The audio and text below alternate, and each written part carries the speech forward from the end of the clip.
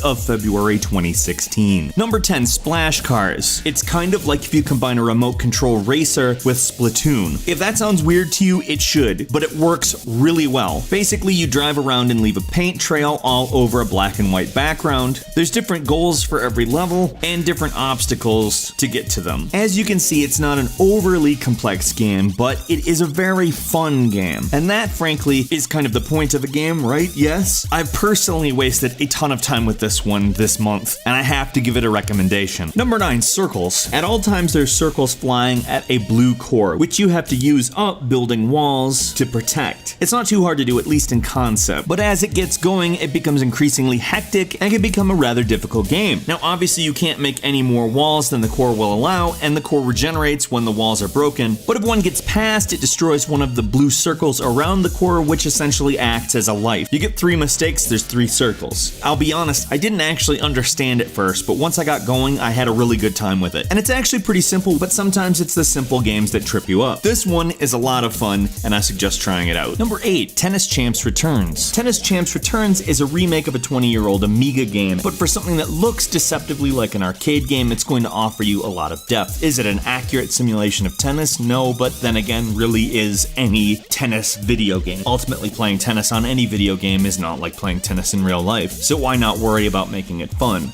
That's exactly what Tennis Champs Return does. Although it looks really standard, the on-screen controller is extremely responsive, and I was very happy with it. There's a couple of minorly weird things, but if you're looking for a game that's somewhere between arcade and simulation, and like tennis, this is it. Number 7, As Divine Menace. It is Kemco's first direct sequel. Not their first sequel, but this continues the story of As Divine Dios. Now, the game isn't particularly unstandard as far as battles go or anything like that, but it does add a couple of JRPG staples like limit breaks, and has a well-balanced battle system that never seems tedious because of its reliance on special attacks to move things along quickly. Now, is this the JRPG that finally breaks all of the tropes and evolves the entire genre? Not really. But as far as JRPGs go, this is about as solid as you're going to get on mobile, and frankly, I'm a sucker for this type of game. Doing it right means I'll play it. Number 6, OKKO Lakewood Plaza Turbo is the first game from Cartoon Network that's an entirely original game. The co-creator of Cartoon Network's Steven Universe pitched this as a TV show, but they eventually turned it into a video game after not picking up the pilot. If you're familiar with Double Dragon, you're familiar with what kind of game this is, and frankly, it is such a fun version of that type of game. The controls are extremely intuitive and play on the full screen as a controller type situation, which more games that require more complex controls really need to start doing.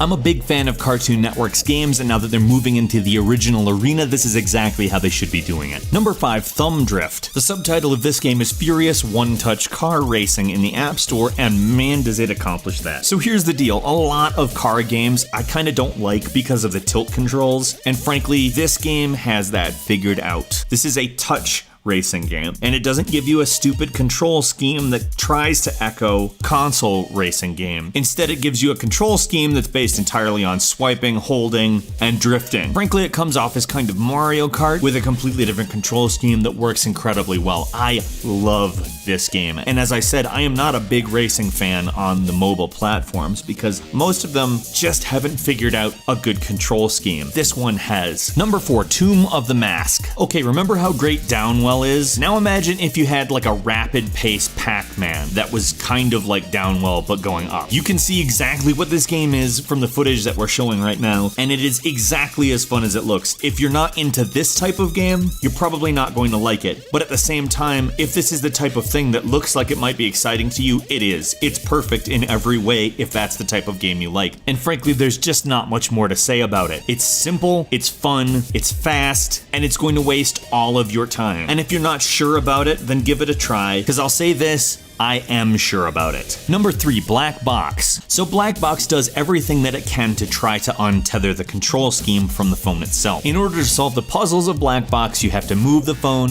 You have to press buttons on the phone, you have to use the camera on the phone, and you have to even make noise into the phone yourself. If you're attempting to do the puzzles in this game, you might look silly, but a lot of people said that about the Nintendo Wii, and the original one was the best-selling console of that generation. You literally never interact with the screen at all. It's all controlled in other ways, and it's a very clever puzzle game that I respect, frankly. It's extremely ambitious, and it succeeds at what it's trying to do. Number 2, All is Lost. There's a war going on around you out in space. You're not exactly on the winning side, you're being annihilated, and the crew members of the ships that are being annihilated need direction on where to go to the escape pods. It kind of borrows from the endless runner genre, except for you can change direction, and you swipe left to right, up or down to avoid obstacles. And if you really love the gameplay, there is an endless mode, and frankly, it's a really well-designed game that has kind of a unique visual style to it. And if you enjoyed Mirror's Edge a few years ago, this is the type of thing I think that you'll like. Bear in mind, I mean Mirror's Edge the mobile game, not the full-blown console game. And finally, number 1, Clash Royale. Supercell brings us a combination of Clash of Clans, card games, and MOBA games, and pretty much